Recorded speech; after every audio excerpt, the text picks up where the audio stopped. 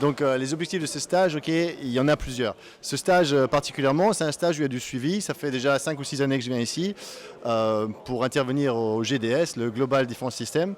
Et en fait, j'essaie en fait de construire, essayer de développer. Donc, on leur enseigne le Jeet Kune Do, le Shoot Wrestling, les arts martiaux philippins, les arts martiaux du Sud-Est asiatique. Et donc, comme il y a un suivi, c'est pas vraiment un stage d'initiation. Après, il y a justement des stages où où j'interviens plus pour montrer un peu l'aspect technique, culturel et autres des arts martiaux en général. Alors là, en particulier, cet après-midi, c'est du Jeet Kune Do. Quels sont les principes de Jeet Kune Do que tu enseignes aux élèves là? Alors, cet après-midi particulièrement, on était concentré sur le trapping, donc une distance intermédiaire. En général, les principes du Jeet Kune Do, ok, à la base, c'est de faire une recherche, c'est-à-dire d'abord de suivre les techniques qui ont été développées par Bruce Lee et Sifu Daino Santo. L'idée, c'est de les apprendre d'abord, ensuite de faire une recherche personnelle de ce qui nous est plus propre, et ensuite peut-être de pouvoir s'exprimer librement et d'avoir son propre Jeet Kune Do. Maintenant, ça ne veut pas dire qu'on peut prendre tout et n'importe quoi et que c'est du Jeet Kune Do. Non, c'est votre sauce à vous, mais ce n'est pas du Jeet Kune Do. Parce qu'il faut qu'il y ait les lignes directrices qui sont simples, directes, non classiques. Il faut qu'on puisse apprendre un principe, suivre un principe, le dissoudre. Il y a quand même des bases techniques bien particulières avec une économie de mouvement et ainsi de suite et ainsi de suite. Donc, juste pour être clair, c'est pas prendre tout et n'importe quoi et faire sa sauce. C'est une sauce, mais c'est pas du Jeet Kune Do. La ligne centrale, c'est très important en Jeet Kune Do. La ligne centrale, oui, c'est important au début parce que tous les points vitaux sont basés sur la ligne centrale, les yeux, les voies respiratoires et ainsi de suite, les organes et ainsi de suite. Maintenant, on apprend de façon géométrique à être face à face à l'adversaire comme en Wing Chun traditionnel. Après, c'est vrai que dès qu'on commence à se déplacer, à ajouter un jeu de jambes, des frappes de pieds, de poings, de tibia, de coudes, des projections au sol, la ligne centrale se déplace. Il faut être capable de se déplacer avec la ligne centrale. Donc, on n'est plus du tout dans un système où on est fixe, on est dans un système qui bouge, qui est dynamique, qui est vivant. Dès que la ligne centrale bouge, on doit bouger avec. Tout à l'heure, il y avait un exercice avec beaucoup de feintes. Quelle est la place des feintes en Jeet Kune Do? La place des feintes en Jeet Kune Do, elle est importante parce qu'on essaie toujours de s'imaginer qu'on a affaire à un adversaire qui est aguerri et prêt à vous mettre hors d'échec. Du coup, si on intervient de façon directe, ça peut marcher si on est plus rapide et plus fort. Mais dès qu'on a quelqu'un qui est aussi affûté que soi ou même mieux, il faut commencer à travailler des tactiques. Donc des tactiques de feinte, en anglais on appelle ça delay, de ralenti. On ralentit un peu le timing, des fois on change de direction, des fois on fait ce qu'on appelle des drifts, c'est-à-dire on attaque à un endroit mais on finit à un autre. Donc tout ça, ça nous permet d'avoir l'avantage. Malheureusement, des fois on regarde les films de Bruce Lee, qui est quand même mort à un âge assez jeune, et on le cristallise à cette époque-là avec ces attributs-là. Maintenant, pas tout le monde peut être le plus rapide tout le temps, aussi rapide que lui. Du coup, ce qu'on peut faire, c'est de faire en sorte que l'adversaire soit plus lent que moi. Parce que être rapide, ce sont des attributs qu'on développe, mais ce sont des qualités innées. Et pas tout le monde est capable d'être aussi rapide que... C'est-à-dire, il y a des différences entre les personnes. Donc, des tactiques comme la feinte, ça vous permet de vous donner l'avantage. Bon, vous pouvez faire ça. Peut-être vous pouvez faire comme ça. 1, 2, 3, 4... Oui, je travaille différents types d'attaques. Et ici, c'est ça. 2, encore une fois. 3, encore une fois. 4, encore une fois. 5, encore une fois. 6, côté gauche. 1, 2, 3, 4, attention. 5 et 6, ne mets pas 40 encore. Juste relax. Mais l'idée, ok, rappelez-vous, vous ne voulez pas être super contracté parce que du coup, vous avez nulle part, vous n'explosez de nulle part. Et ainsi de suite, ok? Allez-y, juste relax. Juste relax. Comme ça.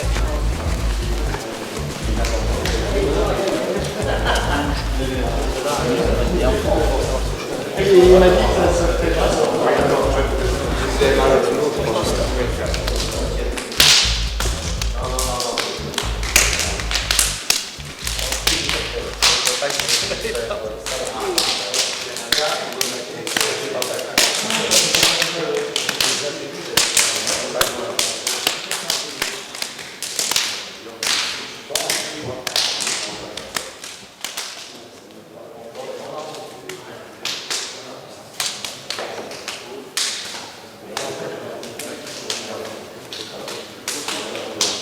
Rappelez-vous, la reine des armes en Jun Fan, c'est le BUG, ok? Parce qu'il peut aller partout, dans n'importe quel sens, et aussi il finit la conversation. Mais mieux que si tu descends en bas, que j'emploie ma défense avant. Maintenant, quand tu remontes, Maintenant, si je viens ici, oui, mieux de venir ici. Alors maintenant, regardez, tout doucement. C'est pas important pour moi de travailler en force. Un trou, 3-4 balles.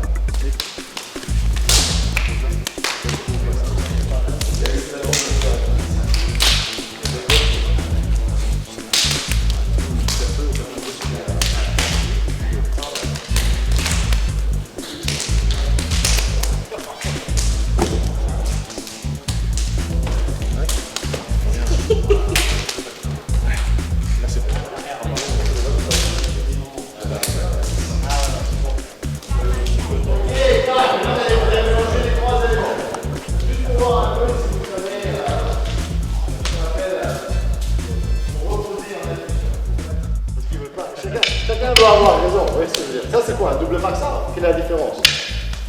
Maintenant regardez, si je pousse, c'est comme un ça. Maintenant on fait un Wesley. Wesley.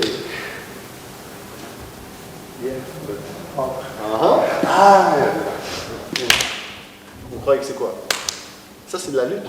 Et si lui il est malin, il enlève ma main. Et si je suis malin, je viens ici. Et s'il est malin, il tient à mon bras. Et si je suis malin, je viens ici et je shoot. Ça c'est que des techniques de lutte.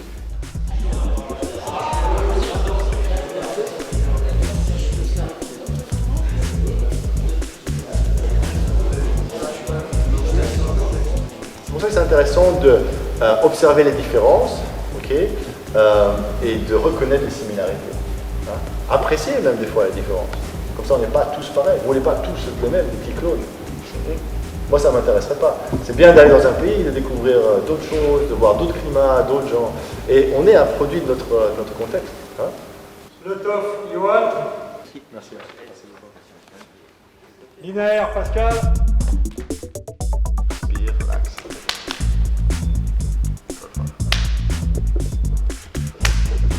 Ok, vous voyez ce qui se passe? Si vous arrivez à vous concentrer aussi, on voit dans les yeux, le running hand. Okay. Le premier, il est ici. Je vous montre ce côté-ci. Donc, le premier, il est ici. Je peux venir comme un cup, ou un punch, ou Bugey. Maintenant, bloc celui-ci. Ok, maintenant, dès que je bloque, vous allez venir ici. Donc, le premier ici, le deuxième ici, troisième directement ici. La deuxième action. C'est ça.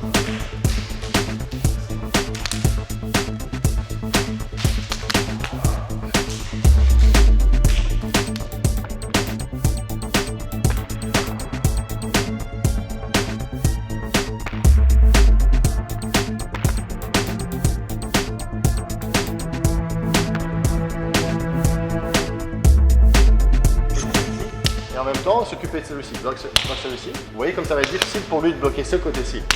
C'est pour ça que lui, ce qu'il doit faire avec son Jangsar ici, parce que alors s'il ouvre cette main, bon, alors il a, pardon, il lâche le sang. Je viens ici. S'il baisse cette main, si tout doucement il commence à juste relaxer. S'il baisse sa main tout doucement quand je suis en train de travailler ici sur le côté, bon, maintenant il ouvre cette porte ici.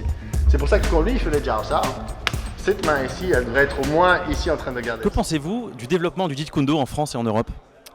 Ben, je pense que en Europe et en France, il y a eu différentes phases. Je pense qu'au début, il y a eu un engouement. Après, je pense que ça s'est un peu stagné pour différentes raisons.